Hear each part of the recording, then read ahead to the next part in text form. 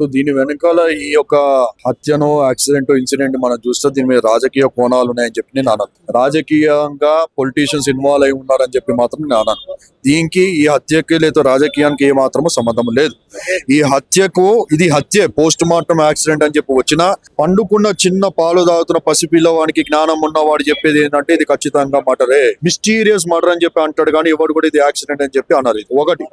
రెండోది, ఈ హత్య ఒకవేళ హత్య అయితే హత్యనే.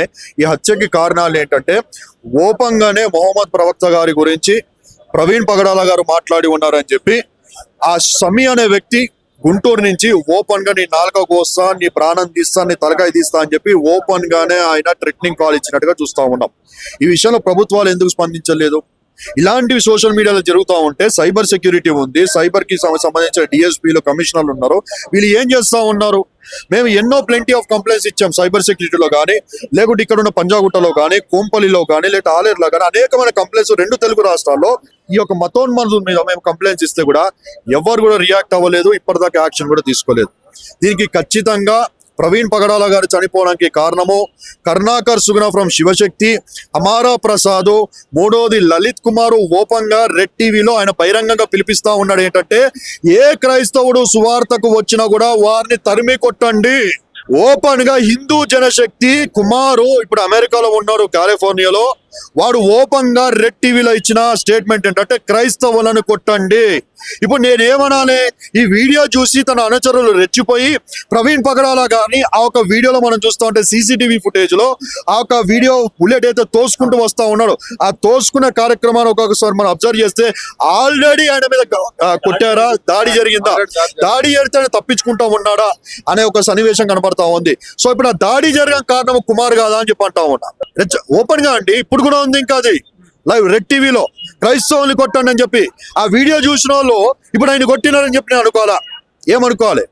రెండోది, కరుణాకర్ సుగుణ ప్రవీణ్ పగడాల గురించి మాట్లాడుతూ ఉంటే ఆ కింద కమెంట్ మనం చూస్తూ ఉంటే ఒకడు ఏమని పెడతా ఉన్నాడంటే ప్రవీణ్ గారు 17వ తారీఖు రాజమండ్రి వస్తా ఉన్నాడు అని చెప్పి వాడు కమెంట్ పెడతా ఉన్నాడు. వీరికి ఏం అవసరం అని అడుగుతా ఉన్నాను నేను. ఇంటిమేషన్ ఇస్తా ఉన్నాడు అంటే ఈయన ట్రాక్ చేస్తా ఉన్నారా, ట్యాప్ చేస్తా ఉన్నారా, ఈయన మీద కన్ను దృష్టి పెట్టి ఉన్నారా? వీడేవాడు కరుణాకర్ సుగుణకి ఇన్ఫర్మేషన్ ఇవ్వడానికి? వీడు వాడు బాసా? వీడి వీడికి శాలరీ ఇస్తా ఉన్నాడా? ప్రవీణ్ పగడాలు ఎక్కడ పోతా ఉన్నాడు, ఎక్కడ వస్తా ఉన్నాడని చెప్పి వీడికి శాలరీ ఇచ్చి పోషిస్తా ఉన్నాడని చెప్పి ఈరోజు డౌట్ వస్తా ఉంది. దీనికి కారణం కరుణాకర్ సుగుణ కాదా అని చెప్పి నేను అంటా ఉన్నా. అమారా ప్రసాద్ కాదా అని చెప్పి నేను అంటా ఉన్నా. మూడోది సమీ కాదా అని చెప్పి నేను అడుగుతా ఉన్నా. నాలుగోది మనం చూస్తుంటే డిచ్కీ బాబా కాదా అని చెప్పి నేను అడుగుతా ఉన్నా. డిచ్కీ బాబా గారు మొన్న రీసెంట్ గా పోయి రాజమండ్రిలో సిల్వను తీసేని సిల్వను పగలగొట్టని చెప్పి రెచ్చగొట్టిన రెచ్చుడు లేదా అక్కడ?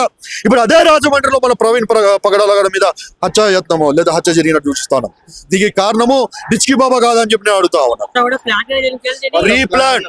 ఈ నలుగురిని పోలీసు వాళ్ళు అరెస్ట్ చేయాలని చెప్పి మా డిమాండ్ అండి. ఇన్వెస్టిగేషన్ బరాబర్ చేయమని చెప్పి మేము అడుగుతా ఉన్నాం. మాకు అనుమానాలు ఉన్నాయి వీరి మీద, వీరే చేపించారు. ఎందుకంటే ఓపెన్ గా వీరు పెడతా ఉన్నారు. వీరి మీద ఖచ్చితంగా అనుమానాలు ఇన్వెస్టిగేషన్ చేయాలని చెప్పి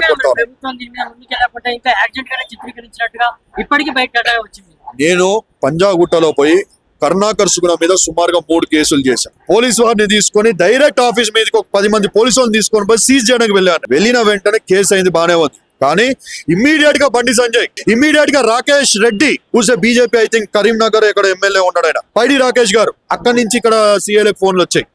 నాకు నోటీస్ వచ్చింది హైకోర్టు నుంచి, నేను పెట్టేవి ఫాల్స్ కేసెస్, నేను పెట్టేవన్నీ ఫేక్ కేసెస్ అని చెప్పి, కేసెస్ తీసుకోదని చెప్పి అక్కడి నుంచి నోటీసులు వచ్చాయి హైకోర్టు నుంచి. ఇలా ప్రభుత్వం ఇన్వాల్వ్ కాలేదా అని చెప్పి అంటా ఉన్నా.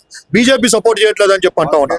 ఇలాగ మత ఘర్షణలు చేస్తున్న వ్యక్తుల మీద కేసులు పెట్టి నోరు నొక్కండి, ఇలాంటివి చేయకుండా ఉండండి అని చెప్పి మేము ప్రాధాన్యపడతా ఉంటే బీజేపీకి సంబంధించిన ఎమ్మెల్యేలు సీఏలకు ఫోన్ చేసి, ఎస్ఓటీలకు ఫోన్ చేసి ప్రెజరైజ్ చేసి వారి జోలికి పోవద్దు, వారి మీద కేసులు పెట్టొద్దు, మేము చేస్తుందంతా ఫేక్ అని చెప్పి మాట్లాడుతూ ఉంటే ఇది ప్రభుత్వము సపోర్ట్ చేస్తున్నాడు కనిపించట్లేదు అని చెప్పి అడుగుతా ఉన్నారు.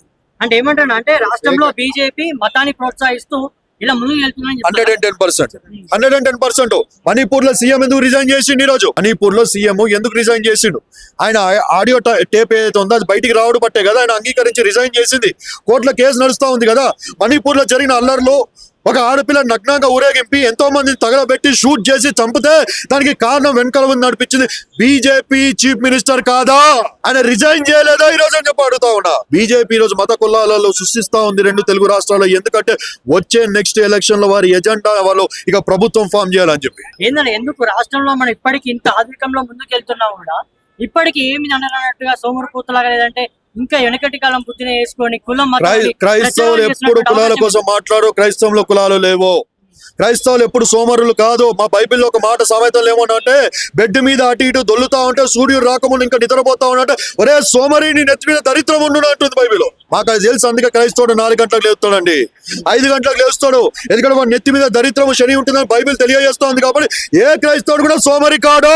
మన సోమరి అన్న మాట మీరు ఎవరో మీరే చెప్పాలి నాకు. ఏమంటున్నా మరి ఉన్నటువంటి 2 తెలుగు రాష్ట్రాలకు ప్రభుత్వాలను మీరు ఏం డిమాండ్ చేస్తున్నారు? ఈ విషయం- ప్రభుత్వాన్ని మేము డిమాండ్ చేసేది, మాకు అనుమానాలు ఉన్నాయి. ఇది ఖచ్చితంగా మిస్టీరియస్ డెత్. ఈ డెత్ లో కారణాలు, దీని వెనకాల బ్యాక్గ్రౌండ్ కరుణాకర్ సుగ్నా అనే వ్యక్తి ఉన్నాడు. అమారా ప్రసాద్ ఆల్రెడీ ఓపెన్ గా పెట్టి ఉన్నాడు. ఏంటంటే కత్తి మహేష్ ఎట్లయితే చనిపోయాడో, ప్రవీణ్ పగడాల అయిపోయాడు, 3వది నువ్వేరా అజయ్ బాబు అని చెప్పి అజయ్ బాబు కోసము అమారా ప్రసాద్ ఫేస్బుక్ లో స్టేట్మెంట్ పెట్టాడు. దీని మీద ఎందుకోసం స్పందిస్తలేరు పోలీసు వాళ్ళని చెప్పి అడుగుతా ఉన్నా నేను. సైబర్ సెక్యూరిటీ ఎందుకు స్పందిస్తలేని చెప్పి అంటా ఉన్నా. ఇప్పటిదాకా వాడిని ఎందుకు అరెస్ట్ చేయలేదని చెప్పి అడుగుతా ఉన్నా. ఎందుకంటే సోషల్ మూడోది టిచ్కీ బాబా, 4వది సమీ. ఈ 4గురిని మీరు అరెస్ట్ చేయండి, ప్రాపర్ ఇన్వెస్టిగేషన్ చేయండి. ఓపెన్ స్టేట్మెంట్ ఇచ్చారు.